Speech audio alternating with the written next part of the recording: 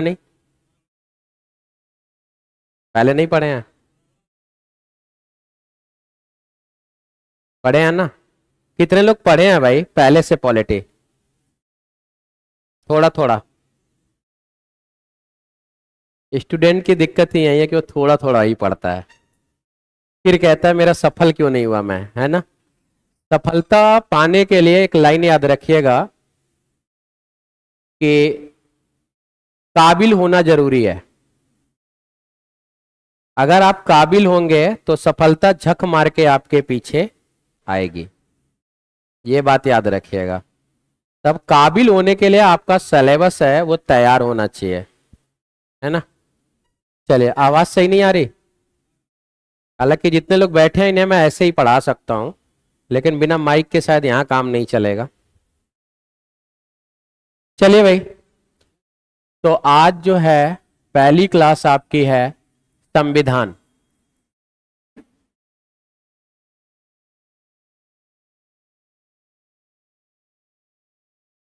Polity की class होगी आपके। पॉलिटी में सबसे लंबा जो पार्ट रखता है वो संविधान ही रखता है ना? तो सवाल अक्सर संविधान से, पॉलिटी से कम। पॉलिटी में क्या आ जाता है? पूरी राजनीति आ जाती है, और पूरी राजनीति जो है वो काफी बड़ा पार्ट हो जाता है। ठीक है? राजनीति सिर्फ आपको इतना सिखाएगी कि आपका संविधान होता क्या है, कैसे बना, क्यों हमने सोचा अपना संविधान, इस तरह की चीजें हम इसमें पढ़ते हैं। बहुत सारे ऐसे बच्चे होंगे जो मुझे अभी जानते भी नहीं होंगे, तो मेरा एक छोटा सा नाम है प्रभु सर। मेरा जो विषय है मूल रूप से वो है मूल विधि प्लस संविधान। ठीक है? ये दो पार्ट मैं हमेशा आपको पढ़ाते हुए दिखाई दूंगा, इसके अलावा मुझे कुछ नहीं आता है। ठीक है भैया? तो आपको अगर यहां पे कहीं भी समस्या होगी तो आप मुझे अपना छोटा मोटा वकील समझिएगा। केस लड़ने तो नहीं जाऊंगा, लेकिन बता सकता हूं कि आपको क्या करना है जिससे कि आप इन चीजों से बाहर निकल पाए। हर रोज ऐसा कोई दिन नहीं होगा जिस दिन मुझे 2 से 4 कॉल ना आती हो स्टूडेंटों की कि सर मेरे पटीदार ने मेरे ऊपर एफआईआर कर दिया है, मुझे क्या करना चाहिए। ठीक है? उत्तर प्रदेश में क्या है कि वहां पे मैं लंबे समय से पढ़ा रहा था, तो बहुत सारे पुलिस दरोगा हैं मेरे पढ़ाए हुए। तो अगर मैं पूछता हूँ कौन सा थाना है, चौकी है, तो मैं उन्हें फोन करवा देता हूँ कि उस चौकी पे थोड़ा सा यार एक बच्चे का मामला है, देख लो। मैं ये भी नहीं कहता कि उसी की तरफदारी करना, तुम जो गलत है गलत कर देना, सही होगा सही कर देना, बस। ठीक है? तो इसलिए आप अपना छोटा मोटा वकील ही मुझे समझिएगा। ठीक है भैया? आगे देखिए, ये क्लास जो रखी गई है वो 3 दिन की डेमो क्लास रखी गई है। 3 दिन की डेमो क्लास है आपकी। 3 दिन आप आके क्लास में देख सकते हैं कि सर कैसा पढ़ाते हैं। देखिए, जीएस का जो टीचर होता है ना वो काफी विद्वान आदमी होता है, चालाक चतुर। वो 2 4 10 दिन आपको टहलाता रहेगा और आपको पता भी नहीं चलेगा कि मुझे पढ़ाए हैं या नहीं पढ़ाए, और आपको अच्छा भी लगेगा। शायद यही हो ही रहा है, मार्केट ऐसी हो गई है कि बच्चा आकर्षित ही उसी तरफ होता है जो दिखावा करता है। तो जितना ज्यादा रील उतना ज्यादा आपको दिखाई देता है, ये बाजारीकरण की दुनिया है। ठीक है? लेकिन जब आप 1 2 एग्जाम देते हैं तो आपको पता चलता है कि अभी तक मैंने वो चीजें नहीं पाई जो मुझे सफल बना सके। मुझे किसी भी बच्चे को भक्त नहीं बनाना है कि आप कहिए कि प्रभु सर बेस्ट हैं, प्रभु सर से ऐसा कोई नहीं है, ये सब मुझे नहीं चाहिए। आप सिर्फ इतना कहिए कि सर मैंने आपसे पढ़ा था, मेरा पेपर अच्छा हुआ है, इस बार मेरा रिजल्ट बन रहा है, ये चाहिए मुझे।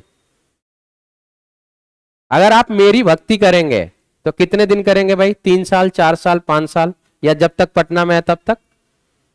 घर जाने के बाद परिवार चलाना है, आपका भी अपना पर्सनल परिवार होगा, उसे भी चलाना है, माता पिता की सेवा करनी है, कैसे कर पाइएगा? कैरियर से। अगर आपकी नौकरी लग गई, कितने साल तक नौकरी करेंगे? मतलब 60 साल की उम्र तक नौकरी करेंगे? मेरी भक्ति 60 साल तक कर पाएंगे? नहीं कर पाएंगे। तो कौन सी भक्ति करनी है आप लोगों को? कैरियर वाली, है ना, सरकारी नौकरी वाली भक्ति करनी है। वही पढ़ना है जो आपको सफल बना सके।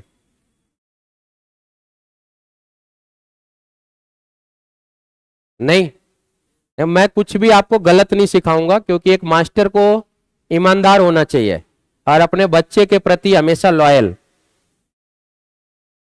ठीक है, मेरा तो यह भी मानना है कि अगर मेरा छात्र किसी कारणवश जेल जा रहा होगा, धरने में या कहीं पर भी, तो उससे पहले जेल मुझे जाना पड़े तो भी मैं तैयार हूं, क्योंकि मेरी उम्र 37 साल हो गई है, मुझे कोई परीक्षा देने की जरूरत नहीं है। लेकिन अभी मेरे छात्र पे अगर एफआईआर हो गया तो उसका कैरियर खराब हो जाएगा। मैं तो जेल से निकलते ही फिर पढ़ाने लगूंगा, यहां कोई पुलिस वेरिफिकेशन की जरूरत नहीं है ना। तो इस सोच के साथ मैं चलता हूं। बस इतने का है कि मेरा ये प्रचार नहीं करता मैं, ना इतना मुझे दिखावा करना है। वो जब मैं पटना में आया हूं, और पटना में 1 साल बाद आप आइएगा मेरे पास। आज शायद ये सीट भले ना भरी हो, लेकिन ये सीट बैठाने के लिए कम पड़ेगी, और वो मैं अपनी मेहनत से करूंगा। और आप खुद बोलेंगे कि नहीं, हमने कहीं पढ़ाई करी थी। ठीक है भैया, चलिए संविधान के बारे में बात करेंगे, और संविधान को हम उसी तरह से पढ़ेंगे जैसा हमारे आम क्षेत्र में हो रहा है। और बिहार में जितना घटना घटती है वो आपकी राजनीति के लिए पर्याप्त है। और मुझे लगता है कि बिहार का हर बच्चा इतनी राजनीति जानता है जितना यहां लिखा हुआ है। नहीं जानता? मैं पढ़ाऊंगा, आप कहिएगा कि एक भी बात ऐसी नहीं होगी जो आपको ना पहले से पता हो। मेरा काम सिर्फ उसे एक सही क्रम में लगाना है, बस, जो आप जानते हैं। तो मतलब 50% आपको पहले से आता है, मुझे सिर्फ 50% आपको सिखाना है। ऐसी कोई बात नहीं पढ़ाई जाएगी जो आपको पहले से ना पता हो। अभी तो आपके मन में चल रहा होगा कि क्या ऐसा आता है जो सर बोल रहे हैं। तो मैं जब पढ़ाऊंगा तो रोज कनेक्ट करिएगा कि ये बात आप पहले से जानते हैं या नहीं जानते हैं। ठीक है, चलिए, मेरी 3-4 वसूल है क्लासरूम को लेकर, ऑफलाइन क्लास को लेकर, उसको जान लीजिए। पहली बार तो आपको ऑन टाइम आना है, 9 बजे, मतलब 9 बजे हो सकेगा। ठीक है, ये कोशिश करनी है। दूसरी चीज है, सफल होने के लिए डिसिप्लिन जरूरी है, अनुशासन जरूरी है। तो क्लास में यदि कोई बच्चा बैठा है तो केवल मेरी बात सुनेगा और मुझसे बात करेगा। आपस में बात नहीं करेंगे, चाहे कितनी भी दोस्ती हो। अगर आपको लगता है कि मुझे मेरे दोस्त से यह बात कहना जरूरी है, तो आप उसे अपने कॉपी के पिछले पन्ने पे फटाफट लिख लीजिएगा कि जैसे ही प्रभु सर क्लास छोड़ेंगे, अपने दोस्त से मैं ये बात बोलूंगा। क्योंकि हो सकता है आपको लगे कि मैं शॉर्ट टर्म मेमोरी हूं, भूल ही जाऊंगा क्लास खत्म होते होते। ठीक है, क्योंकि ऐसे बच्चों में मुझे लगता है ना कि दोस्ती यारी अपनी जगह है, कैरियर अपनी जगह है। ऐसे बच्चे हमेशा ये सोचते हैं कि मैं तो जा ही रहा हूं सनम, तुम्हें भी साथ लेके जाऊंगा, है ना। गांव में कहावत है कि भैंसिया तो गईबे कैल, दू हाथ पगावो ले चल गई। तो यही चक्कर यहां पे भी रहता है छात्रों का कि इतना मन लगा कि पढ़ कैसे रहा है, तो कुछ ना कुछ दे देगा आपको मसाला, फिर आपका दिमाग दिन भर उसी में उलझा रहेगा। तो ये नहीं करना है आपको। कैरियर के प्रति थोड़ा सा स्वार्थी बनिए। ठीक है, क्योंकि दोस्त और पटीदार अगर आपके हितैषी हो गए तो फिर इस दुनिया के सबसे महान व्यक्ति आप हैं, सबसे अच्छे इन्वायरमेंट में आप रह रहे हैं फिर। और पटना के छात्रों को हमेशा यह बात ध्यान रखनी है कि जब आपको लगे कि अब मैं नौकरी में हूं या मेरा प्री हो रहा है, अब मैं थोड़ा सा और मेहनत करूंगा, पास हो जाऊंगा, तो घर आना जाना कम कर दीजिए। नहीं, पटीदार को पता चल गया कि आपका रिजल्ट होना शुरू हो गया है, तो 2-4 दिन में व्यवस्था बना के एफआईआर में आपका नाम पड़ जाएगा। सबके घर की यह घटना है, हर घर की कहानी है ये। महिलाओं का भी, भाभीियों से सतर्क, सच बता रहा हूं, तुरंत दहेज उत्पीड़न लगा देंगी, आपका कैरियर खत्म। मेरे पास ऐसे रोज कहानियां आती हैं, इसलिए उन्हीं कहानियों से कनेक्ट करके मैं बता रहा हूं आपको कि सर जी मेरे पे दहेज उत्पीड़न लगा है, पुलिस वेरिफिकेशन में क्या होगा। महिलाओं की बात बता रहा हूं, इसके अलावा तो और कोई नहीं। आप लाठी लेके तो मार करने जाते नहीं होगे, घर ही में जो हो सकता है। आप यहां रह रही हो पटना में, तब भी आपकी भाभी लिख देगी कि वो पटना से ही फोन पे अपनी माता जी को चढ़ा देती थी। मामला बहुत खराब है, तो थोड़ा सा सावधान रहना हमें। ठीक है भैया, ये आपके हित के लिए है कि पूरी की पूरी मेहनत धरी की धरी रह जाएगी पुलिस वेरिफिकेशन में अगर आपका नौकरी नहीं लगा तो थोड़ा सा सावधानी बरतनी है आपको। एक चीज और, लिखते हुए मेरी मात्रात्मक त्रुटि होती है ना। मात्रात्मक त्रुटि मेरी कितनी होगी, ये मैं तुक्का लगाता हूं, चारों विकल्प।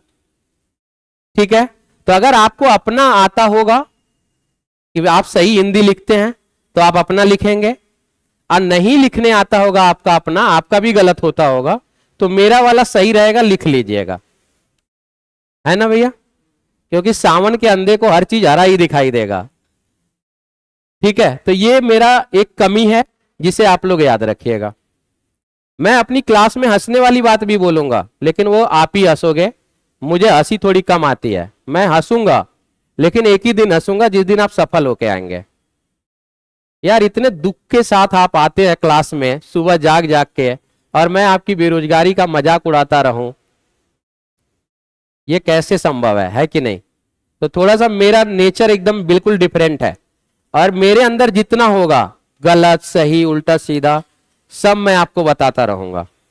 ठीक है, चलिए, सब पता चल जाएगा। कोई टीचर आपको आज तक नहीं बताया होगा कि मैं गलत लिखता हूं, बताया किसी ने?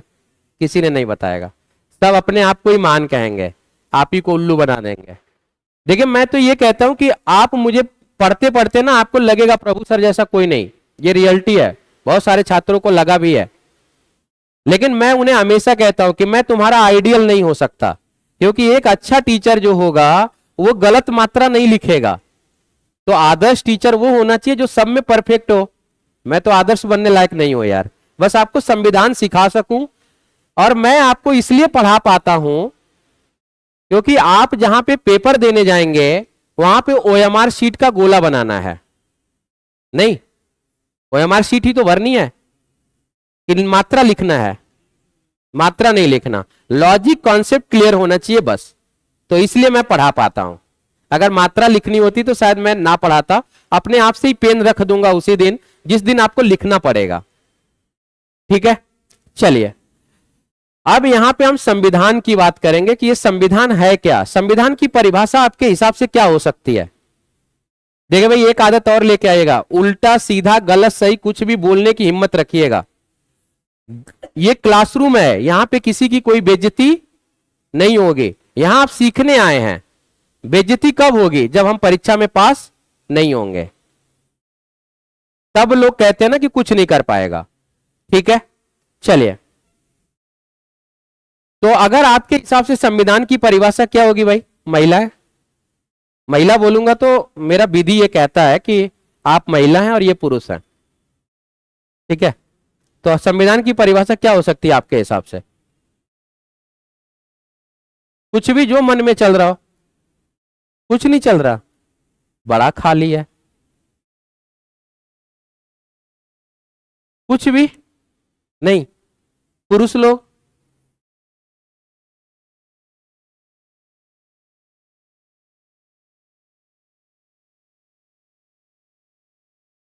यही सब।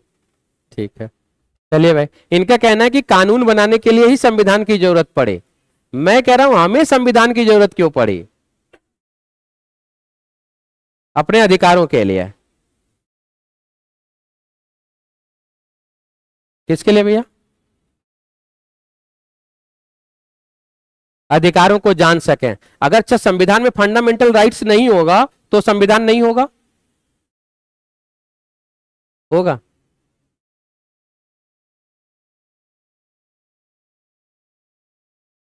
बिल्कुल, ये सही तरीका है कि देश को चलाने के लिए एक ऐसे दस्तावेज की जरूरत पड़ी, उसका अनुसरण देश और राज्य करना शुरू किया। ठीक है, तो उसे हमने उस देश का संविधान मान लिया। हमें इससे फर्क ही नहीं पड़ता कि उस दस्तावेज के अंदर क्या है क्या नहीं है। ठीक है भैया, तो आप संविधान का अगर इसे तोड़ेंगे तो इसे आप लिख सकते हैं समधन विधान। तो जो आप बता रहे थे वो है कि सभी के लिए एक समान कानून।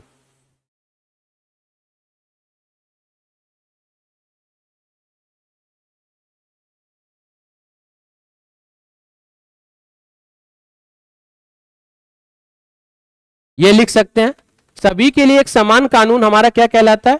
संविधान। लेकिन ये संविधान आया क्यों? तो आप कह सकते हैं कि ऐसा दस्तावेज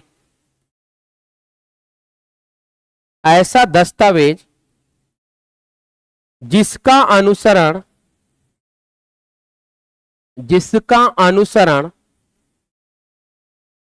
कोई देश या राज्य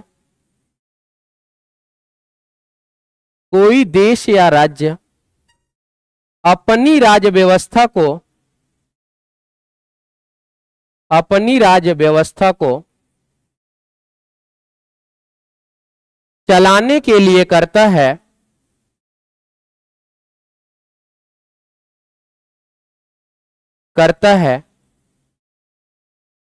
वह दस्तावेज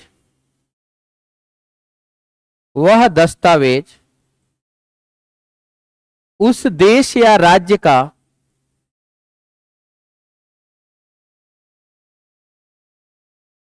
संविधान कहलाता है।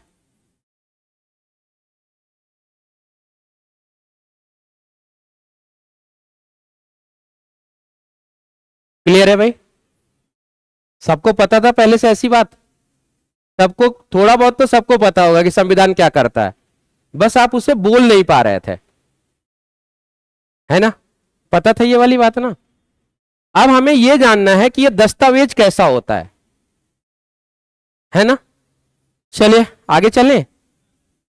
देखिए भाई, अगर मेरा पढ़ाने का तरीका अच्छा लगेगा तो सभी को पहले दिन से ही नोट्स बनाना शुरू कर देना है। हाँ, मर्जी है आपके, मैं किसी पे प्रेशर नहीं बनाऊंगा कि आपको लिखना ही है, वो आपकी मर्जी है। अगर ऐसे ही याद हो जाता होगा तो क्यों लिखना है? चलिए भाई छापिए फटाफट, तो आगे की बात करें कि दस्तावेज क्या है।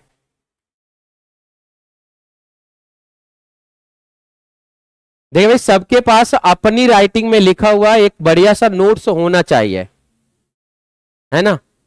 अब आप अपनी राइटिंग में लिख पाएंगे?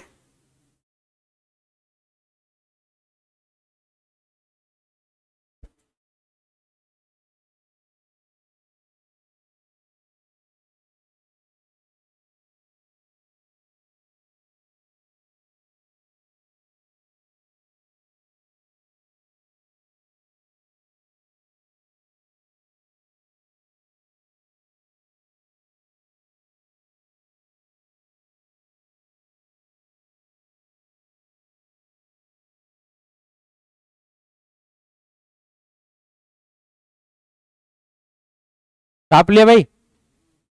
अगर मेरी बोली भाषा कोई भी समझ नहीं आएगी तो मैं भोजपुरी में भी समझा सकता हूं, इसके लिए आप बेफिक्र रहिएगा। दस्तावेज उस देश या राज्य का संविधान कहलाता है, अपनी राज्य व्यवस्था को संचालित करने के लिए करता है। ऐसा दस्तावेज जिसका अनुसरण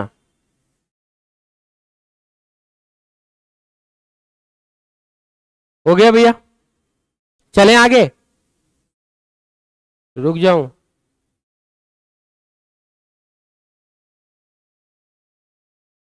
नोट्स भेज दूंगा, आप लोग लिख लेंगे? नहीं, लिखते रहिए, साथ साथ याद होता चलेगा ना। कोई नहीं, लगने दीजिए ना। हो गया भैया? चलिएगा। अच्छा, अब यहां पे हमें जानना है कि वो दस्तावेज क्या है। लिखेंगे नहीं अब, वो दस्तावेज क्या हो सकता है जिसे हम संविधान कहते हैं। तो आपने सुना होगा कि एक दस्तावेज होता है जो लिखित होता है और एक दस्तावेज होता है जो अलिखित होता है।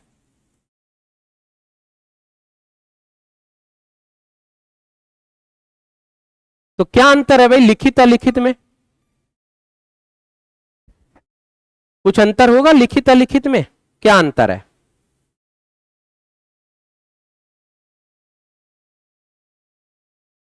जो लिखा है लिखित है, जो नहीं लिखा है वो अलिखित है। तो जो नहीं लिखा गया होगा माइक लेकर भाषण दिया जाता होगा। हाँ भैया,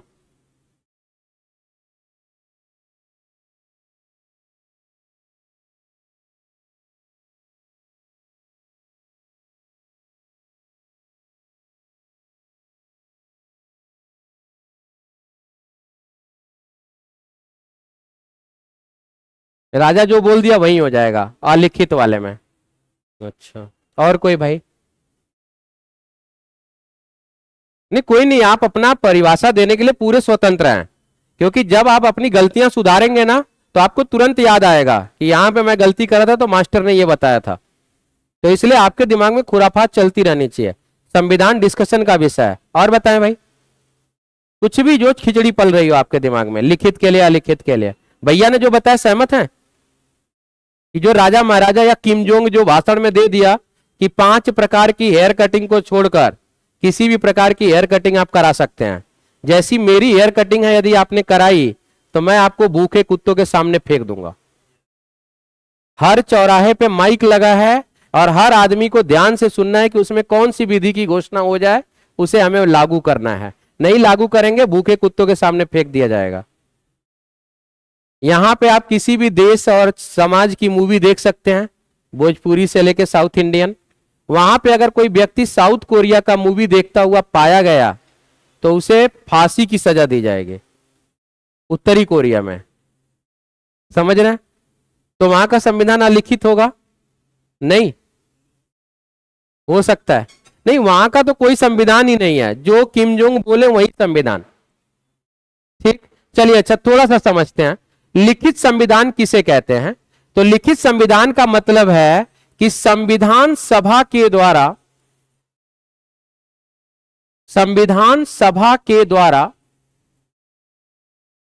बनाया गया संविधान। अलिखित संविधान का मतलब है किसी व्यक्ति विशेष के द्वारा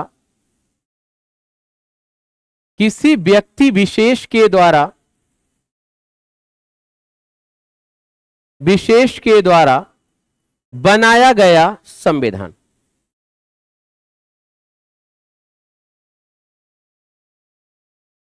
अगर एग्जाम्पल के तौर पे लिखें तो ब्रिटेन का संविधान कैसा संविधान है? अलिखित। किसने लिखा है भाई? प्रोफेसर डायसी ने। अगर हम अपने देश के संविधान की बात करें, भारत के संविधान की बात करें, तो भारत का संविधान का निर्माण किसने किया भैया? भीमराव अंबेडकर ने। किसके आधार पे? संविधान सभा के आधार पर। ऐसा नहीं है कि यह लिखा नहीं गया है।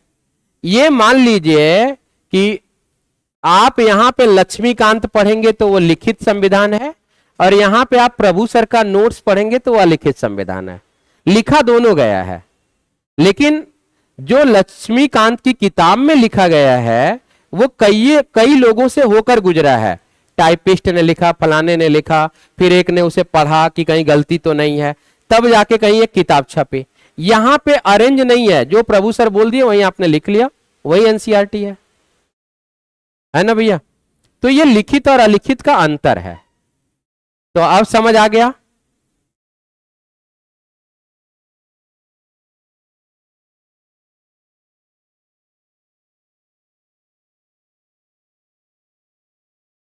आगे चलें? चलिए भाई, अब अगर आपसे कोई पूछे विश्व का प्रथम लिखित संविधान कहां का है?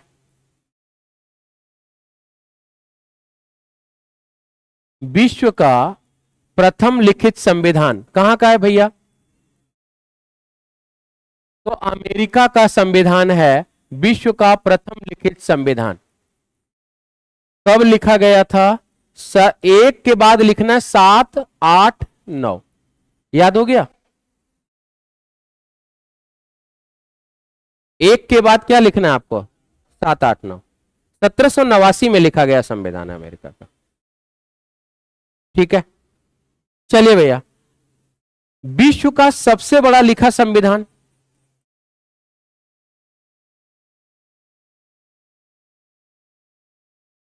विश्व का सबसे बड़ा लिखित संविधान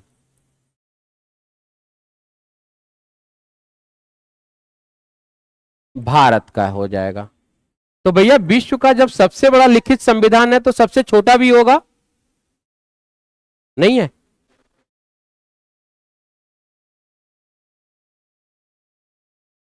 तो विश्व का सबसे छोटा लिखित संविधान,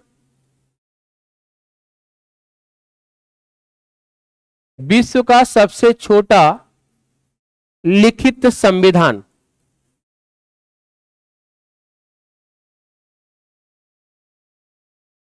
सबसे पहले देखिएगा अनुच्छेद के आधार पर, अनुच्छेद के आधार पर कहां का है भाई? अमेरिका या यूएसए का है। कितने अनुच्छेद हैं इसमें? 7। 7 अनुच्छेदों में अमेरिका का संविधान लिखा गया है। तो विश्व का सबसे छोटा संविधान अमेरिका, किसके आधार पर? अनुच्छेद के आधार पर। शब्दों के आधार पर सबसे छोटा संविधान, शब्दों के आधार पर सबसे छोटा संविधान भारत। अभी तो आपने कह दिया सबसे बड़ा है मोनाको, मोनाको का, हाँ मोनाको देश है, वो छोटा सा देश है। अब बाकी ज्योग्राफी वाले सर नक्शा बना के बताएंगे, ठीक है? तो मोनाको का संविधान सबसे छोटा हो गया, किसके आधार पर? शब्दों के आधार पर, ठीक है? ये कुछ ऐसे तथ्य हैं जो मतलब कोई नहीं बताता, जरूरत भी नहीं है, लेकिन फिर भी जानकारी के लिए रहना चाहिए इतनी बातें, क्योंकि हम संविधान के बारे में जान रहे हैं तो इतना पता होना चाहिए, ठीक है भैया? तो चलिए, छोटी सी शुरुआत है, आगे चलें? बैक कर दूं? ठीक है, जितना बता रहा हूं समझ आ रहा है भैया? अभी मैंने कुछ पढ़ाया नहीं है, अभी तो मैंने सिलेबस भी नहीं बताया आप लोगों को, अब सिलेबस पे चलेंगे।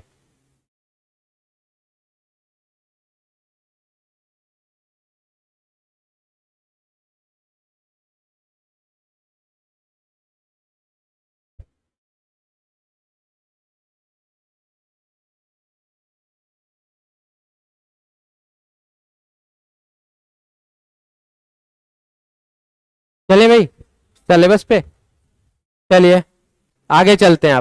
अब देखिए भाई, हमें क्या पढ़ना है? तो हमें पढ़ना है संविधान। आइए संविधान का थोड़ा सा देखते हैं, सेट करते हैं प्रारूप क्या है। तो अगर हम देखें कि संविधान के कितने अंग होते हैं, कोई बताएगा? अगर संविधान में ऐसा कोई सवाल आ जाए तो कुछ ना समझ में आए तो 3 हीरो का काम करता है। कुछ भी पूछ ले 3 बता दीजिएगा, नहीं आ रहा है तब, आ रहा है तो सही सही बताना है, ठीक है? कुछ भी पूछेगा 3 बताना है आपको। एग्जाम्पल देके बताऊं? जैसे ये भी 3 ही दिखाऊंगा मैं आपको। संसद के कितने अंग हैं?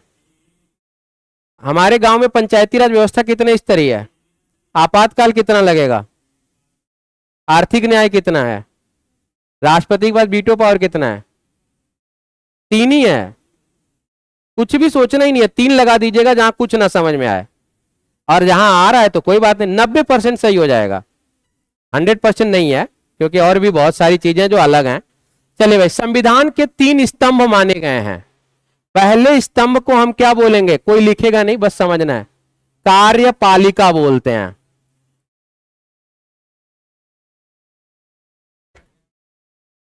कार्यपालिका बोलते हैं। दूसरे को हम क्या बोलेंगे भाई? न्यायपालिका बोलेंगे। न्यायपालिका के बाद तीसरे को क्या बोलेंगे भाई? विधायिका बोलेंगे।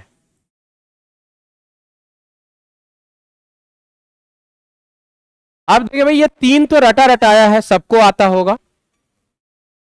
कभी कभी परीक्षा में कहेगा चौथा स्तंभ किसे माना गया है, ठीक है? तो अब चौथा स्तंभ को कोने में ले जाइएगा, क्योंकि इस समय ये कोने में ही है।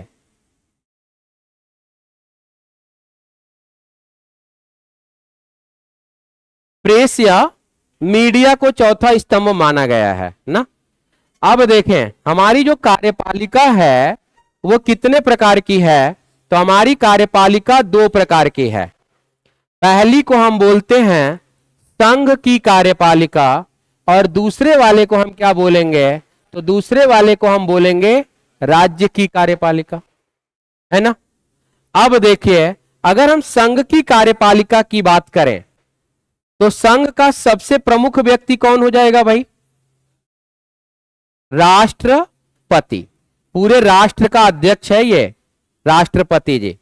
फिर इनका मदद करने के लिए कौन आ जाएगा, उपराष्ट्रपति आ जाएंगे, कि कभी ये बीमार पड़े तो इनकी जगह उपराष्ट्रपति महोदय ले लेंगे, है ना। अब राष्ट्रपति अपने मन से काम नहीं करेंगे तो इनकी जगह पे आ जाएगा संघ का मंत्री परिषद। संघ के मंत्री परिषद का काम ही यही होगा कि वह राष्ट्रपति को सलाह एवं सहायता प्रदान करेगा। ठीक है, ये एकदम अंडरस्टूड है, इसको आपको बार बार लिखने की जरूरत ही नहीं है कि राष्ट्रपति के, अगर मैंने कहा महान्यायवादी की नियुक्ति राष्ट्रपति करता है तो अब आप कहेंगे गुरुजी लिख लूं मंत्री परिषद की सलाह पे, नहीं, वो अंडरस्टूड है कि अपने मन से कर ही नहीं सकता। और ये हम आप नहीं कह रहे, अनुच्छेद 74 ने वरदान दिया है उन्हें कि ये राष्ट्रपति को सलाह और सहायता देने के लिए बनाए ही गए हैं। ठीक है, तो ये हो गया आपका संघ का मंत्री परिषद। इसके बाद जैसे मान लीजिए भाई आपका लड़ाई झगड़ा हो जाए, कोई मुकदमा हो जाए, किसके पास जाएंगे, वकील के पास। तो ऐसे ही भारत सरकार के पास भी कोई लड़ाई झगड़ा और मुकदमा हो जाए तो कहां जाएंगे, तो भारत सरकार का भी अपना एक वकील है जिसे हम क्या बोलते हैं, महान्यायवादी बोलते हैं, अटॉर्नी जनरल ऑफ इंडिया, एजी। इन्हें प्यार से क्या बोलेंगे, एजी। देखिए बहुत लोग मुस्कुरा रहे हैं क्योंकि वो रील पे चले गए होंगे, क्योंकि आजकल नई नई जब पत्नियां आती हैं तो वो भी बुलाती हैं एजी। अब उसका अर्थ अपने हिसाब से लगा लीजिएगा आप लोग कि एजी का क्या मतलब होगा।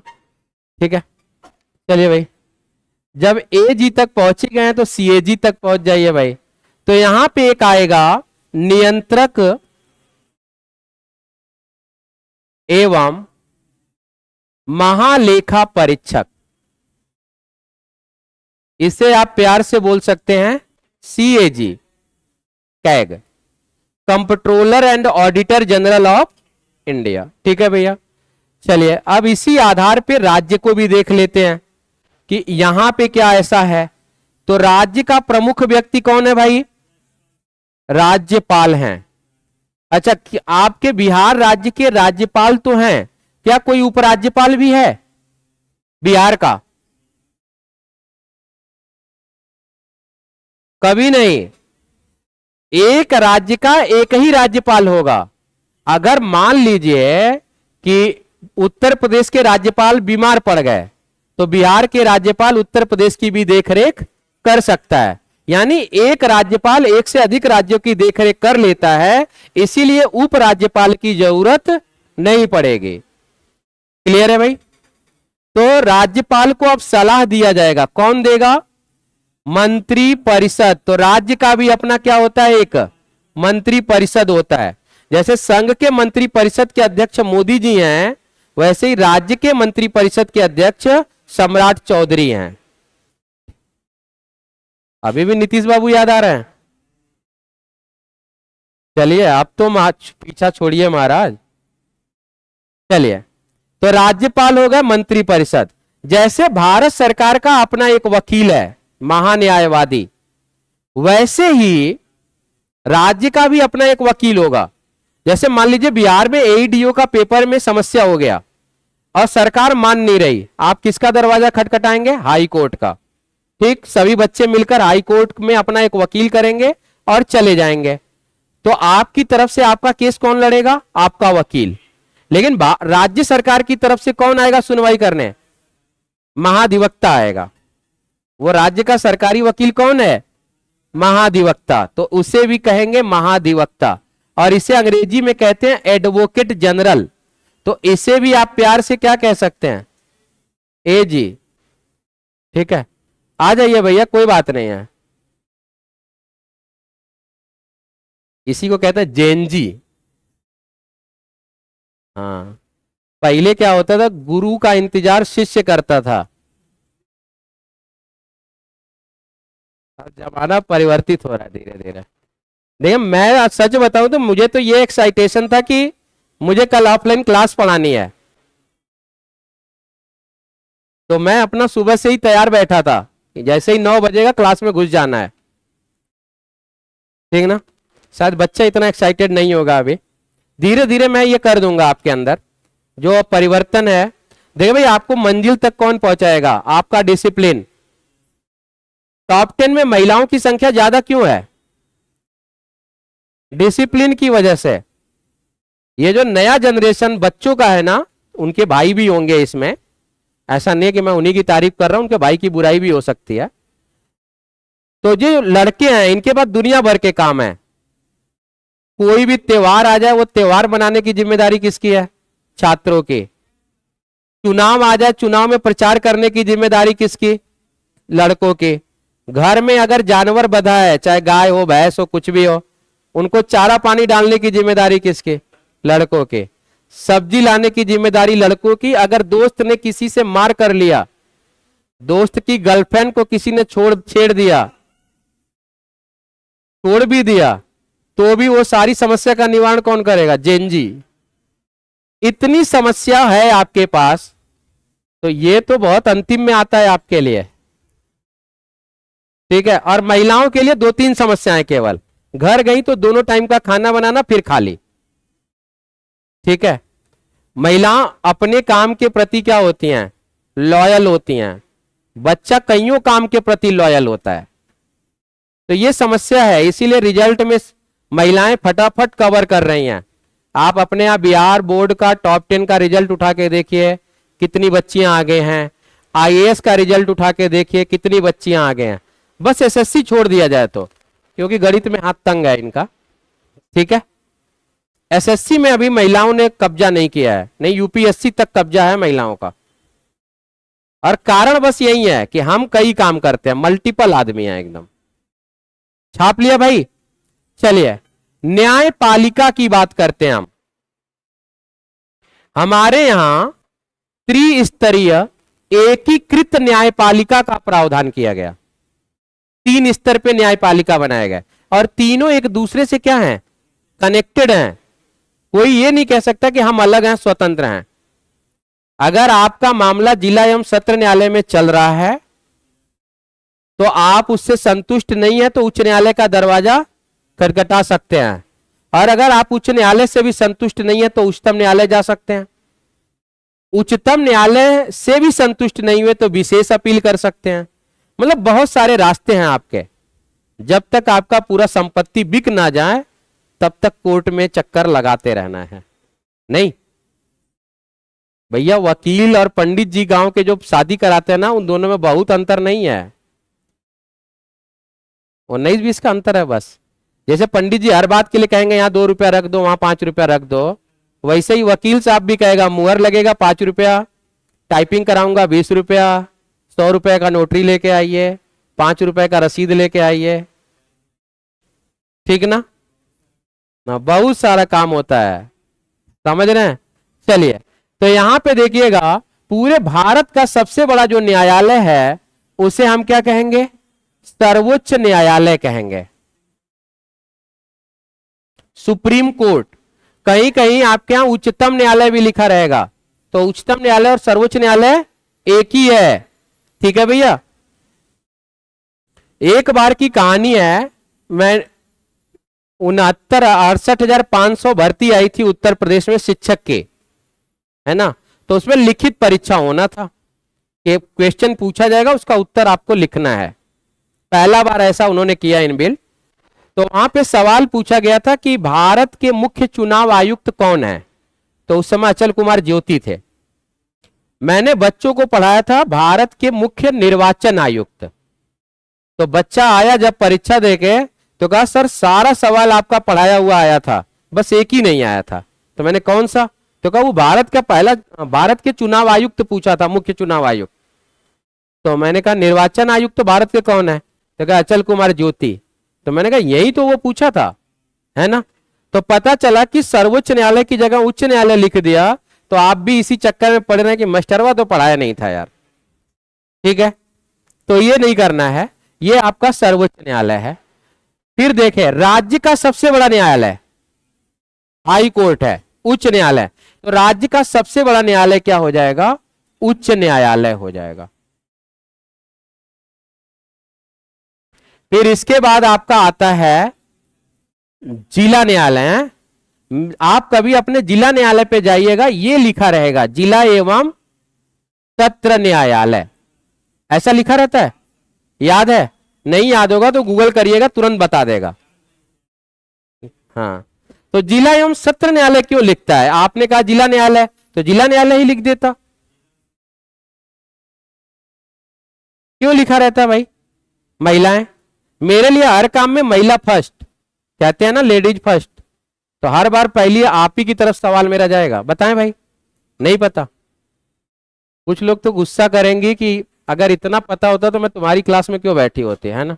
नहीं, ऐसा नहीं। ठीक है, मुझे ये लगता है कि आप लोग 12वीं 13वीं बीए ग्रेजुएशन पढ़ के आए होंगे, इसीलिए मैं सोचता हूं कि कुछ तो थॉट पहले से होगा, तो इसलिए पूछ लेता हूं। बाकी बताने का काम तो मेरा ही अंतिम में। चलिए भाई, सबसे पहले हमें यह जानना है जिला एवं सत्र न्यायालय क्यों कहते हैं। अगर आप कभी घर में लड़ाई झगड़ा करके गए होंगे और माता जी को पता चल गया होगा आपके, तो क्या रिएक्शन रहा होगा?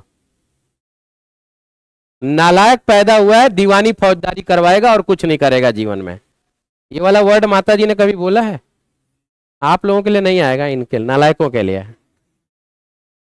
आप लोग तो एकदम लक्ष्मी बिटिया है अपनी माता जी के। बस जब तक सब कर रही है तभी तक, बर्तन साफ नहीं रहेगा उस दिन पता चलेगा आपको, तब माता जी पूरा घर उठा लेंगी, है ना। हर माँ की यही कहानी है। चलिए भाई, तो दीवानी और फौजदारी दो प्रकार के मामले होते हैं। तो माता जी आपकी हो सकता है कि कम पढ़ी हो, लेकिन जाने अनजाने में ज्ञान बहुत है उन्हें। ठीक है, तो उन्होंने बोल दिया कि यह दीवानी फौजदारी कराएगा। तो मान लीजिए कि यह एक परिसर है और इसके आगे लिखा है जिला एवं सत्र न्यायालय, और इसमें मैं क्या हूं? न्यायाधीश। अब अगर आपका मामला दीवानी है और मैं इसी परिसर में दीवानी मामले की सुनवाई मैं ही कर रहा हूं, तो यह जिला न्यायालय कहलाएगा और मैं जिला न्यायाधीश। ठीक है भैया। कब? जब आपका मामला दीवानी होगा।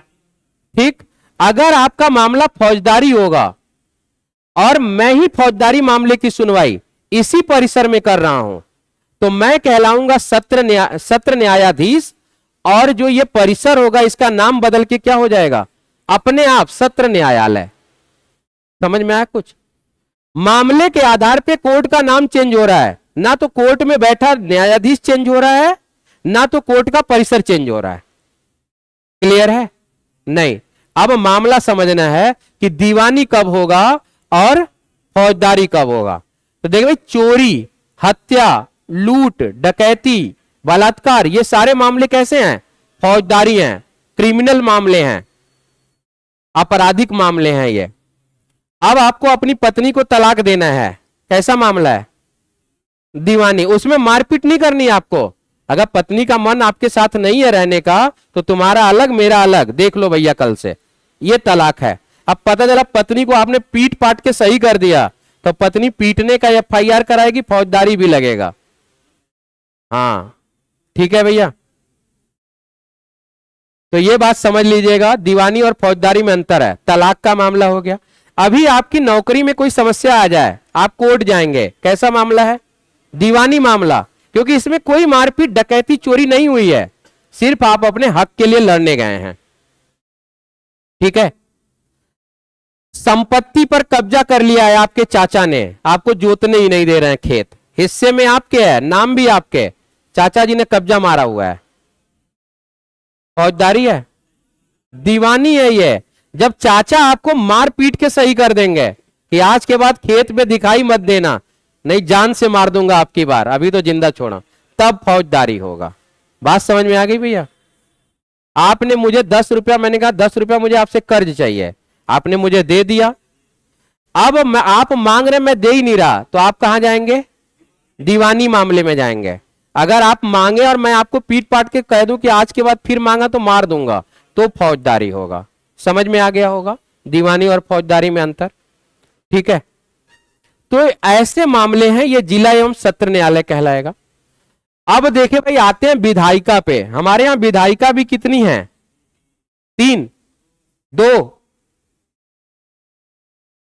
विधायिका हमारे पास 2 है। एक को आप कहेंगे संघ की विधायिका और एक को आप कहेंगे राज्य की विधायिका। संघ वाले को आप क्या बोलेंगे? तो संघ वाले को आप बोलेंगे संसद, और राज्य वाले को आप क्या बोलेंगे? तो राज्य वाले को आप बोलेंगे विधानमंडल। विधानमंडल। अब संसद के कितने अंग होते हैं? तो 3 अंग होते हैं। विधानमंडल के कितने अंग होते हैं? तो 3 अंग होते हैं। संसद के 3 अंग, लोकसभा, राज्यसभा और राष्ट्रपति। और इसी तरह से विधानमंडल के भी 3 अंग, विधानसभा, विधान परिषद और राज्यपाल। क्लियर है भाई? कोई समस्या है? नहीं ना? चलिए, तो ये बातें हो गई हमारी विधायिका के। अब देखिए भाई, एक बार किसी बच्ची से उनके मामा ने पूछा कि क्या पढ़ रही हो? तो क्या संविधान। किससे पढ़ती हो? प्रभु सर से। पूछे भारत में संसद कितने हैं? तो कहे कि जितने राज्य उतने संसद होंगे। कितनी मेरी बेइज्जती हुई है ना, कि यही नहीं मैं बता पाया आपको। संसद तो पूरे भारत का एक ही है, दिल्ली में। विधानमंडल सभी राज्यों का है अपना अपना, है ना भैया? तो यहां तक कोई डाउट नहीं है ना भाई? तो ये वाली बेइज्जती नहीं करानी आगे से। मैं देखिए आप ही लोगों से सीखता हूं, मैं हमेशा लर्निंग फेज में हूं। कोई आके अगर मेरे को बताया सर ये मामा ने पूछा था, मैं वहीं से आपको बता दूंगा कि बेटा ये हुआ था, और अगली बार की क्लास में जाके मैं उसी को सुधार कर दूंगा कि ये भी बच्चे को बताना है भैया, नहीं जानता वो, है ना। मतलब मैं आपके एक एक पॉइंट को देखूंगा। केवल आपकी कमी, आपके घर में क्या हो रहा है वो मैं नहीं करूंगा कभी, ठीक है। नियंत्रक एवं महालेखा परीक्षक, ये क्या काम करेगा भाई? नियंत्रक नाम रखा है इसका, नियंत्रण करता है, कंट्रोल, रोकेगा ये। जैसे आपके घर में पंखे का रेगुलेटर लगा है ना स्पीड कम करने के लिए, वैसे ये खर्चा कम करने के लिए है। अगर आपके गांव में लिखा होगा कि ये सड़क इनके घर के सामने से लेकर के फलाने के सड़क घर तक है, ऐसा लिखा रहता है बोर्ड पे, उसकी लागत कितनी आई, इतनी लागत है, ऐसा लिखा रहता है। अब आपको लगेगा यार ये प्रधान झूठ लिखवा दिया है, इतने की तो सड़क लगती नहीं है। तो आप कैग से रिपोर्ट मांग सकते हैं, जिसे बोलते हैं ना कि आजकल के गांव में लोग प्रधान के खिलाफ आरटीआई लगा दिए। तो आरटीआई लगाने का मतलब है कि आपको कैग ये बताएगा कि प्रधान को उस सड़क बनाने के लिए कितना पैसा मुहैया कराया गया। अब उसके बाद एक टीम आएगी जो जांच करेगी कि उस सड़क का मानक क्या है और उसको बनाने में कितना खर्चा आया है। फिर उसके बाद पता चलेगा कितने का घोटाला हुआ। बात समझ में आ गई? तो ये बहुत बड़ी जिम्मेदारी है। और पहले ये एक ही में थे, तो पहले हम इन्हें कहते थे नियंत्रक महालेखा परीक्षक, लेकिन 1976 के बाद ये एवं और शब्द आ गया, यानी अब नियंत्रक अलग हो गया और लेखा करने वाला अलग। तो ये ऑडिटर है, हाँ ये ऑडिट करता है, हर बात को लिखेगा कि किसको कितना पैसा हमने दिया, और ये कंट्रोल करता है। ठीक, तो 2 काम। तो ये आय व्यय का लेखा रखने का काम कौन कर रहा है भाई? नियंत्रक महालेखा परीक्षक। ठीक है, अब देखिए इस बोर्ड पे जितना चीज आपको दिखाई दे रहा है ये सब अपने मामले में इकलौते हैं सब, ठीक है। तो सभी अपने मामले में कैसे हैं? कोई 2 नहीं है। किसी को उठा के देखिए, भारत के कितने राष्ट्रपति, कितने उपराष्ट्रपति, आपके राज्य में कितने राज्यपाल, भारत का कितना सर्वोच्च न्यायालय, राज्य का कितना उच्च न्यायालय, एक जिले में कितना जिला न्यायालय, एक। सब एकलौते हैं और सबका अपना अपना काम है, और इन सब के बारे में हम डिटेल में पढ़ेंगे। ठीक भैया, इसके बाद हम शुरुआत कैसे करते हैं, या मैं पढ़ाने की शुरुआत कहां से करूंगा, तो मेरा जो टॉपिक चलेगा वो सबसे पहले मैं आपको क्या पढ़ाऊंगा, प्रस्तावना। प्रस्तावना के मैं बाद तुरंत ही आ जाता हूं भाग 1 पर, संघ राज्य क्षेत्र पढ़ाऊंगा मैं आपको। फिर इसके बाद मैं आ जाऊंगा नागरिकता पर। मैं नागरिकता आपको 4 से 5 दिन पढ़ाऊंगा। ज्यादा है? ठीक है, इतना लग जाता है ना नागरिकता में। अब नागरिकता के सवाल पूछने का तरीका बदल गया है। नागरिकता अधिनियम 1955 के तहत किस अनुसूची के में देशीकरण के आधार पर नागरिकता दी गई, यह सवाल बन रहा है। अब बच्चा यह कह रहा है कि गुरुजी कौन सी अनुसूची में नागरिकता दी जाती है, तो अब मैं तो पागल हो गया, क्योंकि मेरे पास 12 अनुसूचियां, मैं उसी में ढूंढ रहा नागरिकता कहां दी जाती है। क्योंकि बच्चे ने अधूरा सवाल पूछा, वो उसने पूछा ही नहीं कि नागरिकता अधिनियम 1955 के किस अनुसूची में दी जाती है। तो अब यह भी आपको जानना पड़ेगा, तीसरी अनुसूची से दी जाती है। ठीक है भैया, तो नागरिकता अधिनियम आपको डिटेल में पढ़ना पड़ेगा। अब वो टाइम लद गए कि हम जो 2 4 10 बता देते थे उसी में से आ जाता था, अब वैसी व्यवस्था नहीं रही हमारे परीक्षा के। चलिए, तो नागरिकता पढ़ेंगे, फिर इसके बाद हम पढ़ेंगे मूल अधिकार। मूल अधिकार को हम पढ़ेंगे 6 से 7 दिन में। ज्यादा है? लग जाता है इतना? पढ़े ही नहीं है। चलिए, इतना नहीं लगता ना, ज्यादा लगा रहा हूं मैं। ठीक है, मैं जब मूल अधिकार पढ़ाऊंगा तो आपको खुद ही पता चलेगा कि मैंने ज्यादा पढ़ाया, कम पढ़ाया, या जरूरत नहीं थी, ये सब पता चलेगा। ठीक है, मूल अधिकार के बाद हम पढ़ेंगे राज्य के नीति निर्देशक तत्व।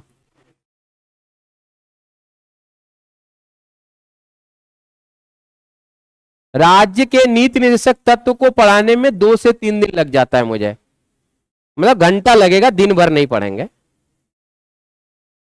कम लग रहा है? और लगना चाहिए? नहीं, डीपीएसपी में इतना ही लगता है, क्योंकि इसमें ज्यादातर फैक्ट है, इसमें ज्यादातर कहानियां। ठीक है, कि सबरीमाला मंदिर वाला मामला कैसा था, हमें आरक्षण कैसे मिला, आरक्षण लगा ही क्यों। आरक्षण वाले दिन तो लड़ाई झगड़ा भी हो सकता है, बस वो इतना अंतर होता है कि आप नीचे बैठे और मैं यहां खड़ा हूं। नहीं, बच्चा लड़ जाता है भाई आरक्षण के मामले में। आप कभी डिबेट मत करिए किसी से, क्योंकि उसका अंत कुछ है ही नहीं। ठीक है, इसके बाद 1 दिन में हम पढ़ेंगे मौलिक कर्तव्य, 1 घंटे में मौलिक कर्तव्य। फिर इसके बाद हम 5 दिन पढ़ेंगे राष्ट्रपति, फिर 1 घंटा पढ़ेंगे उपराष्ट्रपति, फिर इसके बाद 1 घंटा पढ़ेंगे हम संघ का मंत्री परिषद,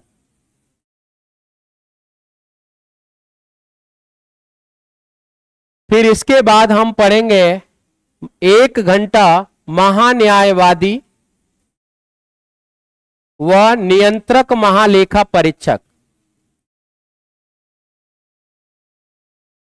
नियंत्रक एवं महालेखा परीक्षक। फिर इसके बाद हम पढ़ेंगे राज्यपाल। 1 दिन या 2 दिन में ये खत्म हो जाते हैं, जल्दी इसलिए खत्म होते हैं ताकि मैं इसे कंपेयर करूंगा किससे, राष्ट्रपति से। ठीक, फिर उसके बाद राज्य का मंत्री परिषद और महाधिवक्ता 1 घंटे में खत्म होगा, क्योंकि मैं इसे संघ के मंत्री परिषद और महाधिवक्ता को महान्यायवादी से कंपेयर कर देता हूं। ठीक है भैया, इसके बाद 1 दिन हम पढ़ेंगे संसद, 1 दिन पढ़ेंगे विधानमंडल, मतलब 1 घंटा 1 दिन का मतलब हुआ विधानमंडल, और 3 से 4 दिन पढ़ेंगे संसद की शब्दावलियां।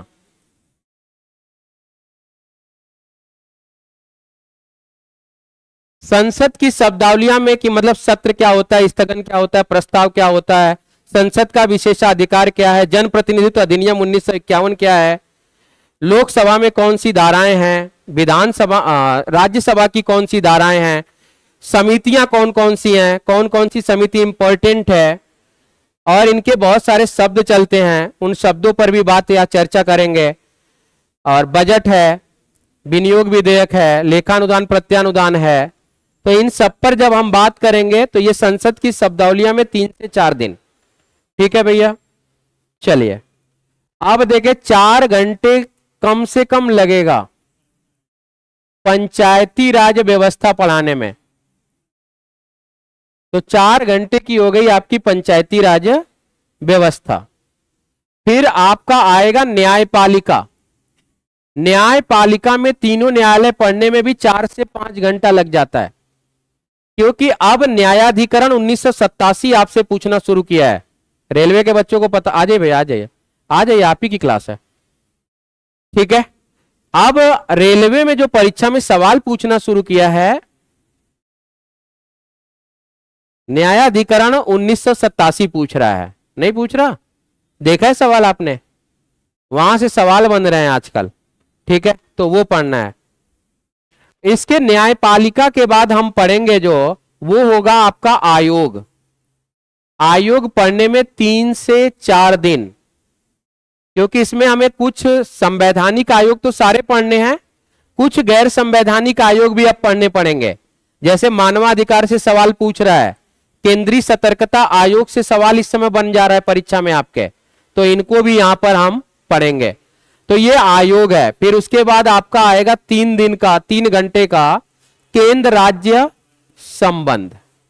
ये बहुत इंपॉर्टेंट और टिपिकल टॉपिक है पूरे संविधान का। ठीक, इसके बाद देखिए हम पढ़ेंगे कुछ वर्गों के लिए विशेष उपबंध। कुछ वर्गों के लिए विशेष उपबंध पढ़ेंगे कि ये एंग्लो इंडियन क्या है, एससी एसटी के लिए सीटें क्या हैं। अभी हाल ही में एक बड़ा मुद्दा ज्वलंत हुआ, नारी शक्ति बंधन अधिनियम, वो भी इसी के तहत ही आएगा, तो उसमें भी हम चर्चा करेंगे। फिर इसके बाद हम क्या पढ़ेंगे भाई, आपका राजभाषा आयोग। तो फिर हम पढ़ेंगे राजभाषा आयोग 1 घंटा। फिर हम पढ़ेंगे आपातकाल 1.5 घंटा। आपातकाल के बाद हम पढ़ेंगे अनुच्छेद 370 और 371। फिर इसके बाद हम पढ़ेंगे संविधान संशोधन। संविधान संशोधन के बाद हम पढ़ेंगे अनुसूची, भाग व अनुसूची पढ़ेंगे। भाग व अनुसूची के बाद हम पढ़ेंगे संविधान का विकास या इतिहास। संविधान के विकास के बाद हम क्या पढ़ेंगे, तो हम पढ़ेंगे संविधान सभा। संविधान सभा के बाद क्या पढ़ेंगे, तो संविधान का स्रोत। संविधान का स्रोत पढ़ेंगे, आ जाइए भैया, संविधान का स्रोत पढ़ेंगे। इसके बाद कुछ स्पेशल पढ़ते हैं, जैसे मैं पढ़ाऊंगा आपको राजनैतिक दल, ये राजनैतिक दल क्या होता है। फिर हम पढ़ेंगे दबाव समूह। फिर हम पढ़ेंगे शासन व्यवस्था। शासन व्यवस्था पढ़ेंगे। फिर बिहार पुलिस में जो पूछ रहा है वो लोकतांत्रिक व्यवस्था भी पढ़ेंगे। बिहार पुलिस में यहां से सवाल बन रहा है ना भैया, लोकतांत्रिक व्यवस्था भी पढ़ेंगे। और लोकतांत्रिक व्यवस्था के बाद बीपीएससी में सवाल बन रहा है ई गवर्नेंस। फिर इसके बाद जो भी छूटा बचा रहेगा, जो भी टॉपिक आप कहेंगे कि गुरुजी ये संविधान में रह गया, वो पढ़ेंगे विविध में। ठीक है, मतलब एक बार केवल संविधान पढ़ने की आपको जरूरत है, बार बार नहीं। और मैं आपको इस तरह सिस्टम बनाकर पढ़ाऊंगा कि आपको पता ही नहीं चलेगा कि कब मैं आसान पढ़ रहा था कब कठिन हो गया। ठीक है, मेरा जो पढ़ाने का तरीका होगा वो पहले उंगली पकड़ के चलना सिखाना, फिर उसके बाद दौड़ाना, फिर छलांग लगाने वाली व्यवस्था होगी, है ना। मुझे दिखावे वाली पढ़ाई नहीं पढ़ानी कि मैं ये यूनिक पढ़ा रहा हूं, मैं ये सबसे अलग पढ़ा रहा हूं। सबसे अलग पढ़ाने के चक्कर में लोगों ने जीएसटी को 3 से 4 बना दिया है। पता चला आप लोगों को? नहीं पता चला? कितने प्रकार की जीएसटी होती है? 3 ही प्रकार की होती है। 4 प्रकार की जीएसटी ऑनलाइन में पढ़ाया जा रहा है आपको, सिर्फ इसलिए कि हम किताब से भी अलग हैं, परीक्षा से भी अलग हैं हम। और बच्चा अगर 4 लगा के आया तो आयोग नंबर ही नहीं दे रहा। तो हमें तो 1 नंबर से मतलब है, आपके 4 से मतलब ही नहीं है, क्योंकि जो भी हमारा हल होगा वो आयोग करेगा, है कि नहीं। हालांकि चौथी जीएसटी यूटी है, लेकिन जहां पर यस जीएसटी लगता है वहीं पर संघ शासित राज्यों में कौन सी जीएसटी लग जाती है? यूटी जीएसटी, यानी यूनियन टेरिटरी वाली जीएसटी। बस इतना सा ही है। तो मुझे बहुत ज्यादा बदलाव नहीं करना, मुझे आपको उतना ही करना है जिससे कि आयोग आपको परीक्षा में नंबर देता रहे, एथेंटिक। ठीक भैया, आज मेरी बातें समझ में आई? कुछ परिवर्तन अपने अंदर मुझे कुछ करना है? ऐसे ही चलना है, ऐसे ही चलते रहें। खंबा वाले भैया देखिए भाई, अगर कोई मेरी क्लास में ऐसे बैठा है मैं समझ जाऊंगा वो खंबा लगा के बैठा है, मतलब ऐसे बैठा है खंबा, इसे मैं कह रहा हूं, शाम वाले को नहीं। ठीक है, तो थोड़ा सा भाई डिसिप्लिन लेके आएंगे अपने अंदर। मैं भी वही डिसिप्लिन रखूंगा, पहले मैं खुद रखूंगा फिर आपको बोलूंगा। ठीक है, आ जाइए भैया, अंदर आ जाइए आप लोग। भारत के प्रधानमंत्री लाल बहादुर शास्त्री के बारे में सुना आप लोगों ने? उनके शासन काल में भारत में भयंकर सूखा पड़ा था, और जब वो प्रधानमंत्री पद का शपथ लेने जा रहे थे तो उनकी जो, पहले के आदमी धोती पहनते थे, धोती कुर्ता, तो उनकी धोती फटी हुई थी। उनकी पत्नी ललिता देवी ने कहा कि आप भारत के वजीरे आला बनने जा रहे हैं, आपकी जो धोती है वो फटी हुई है, नई पहन लीजिए। भारत में इतनी गरीबी व्याप्त थी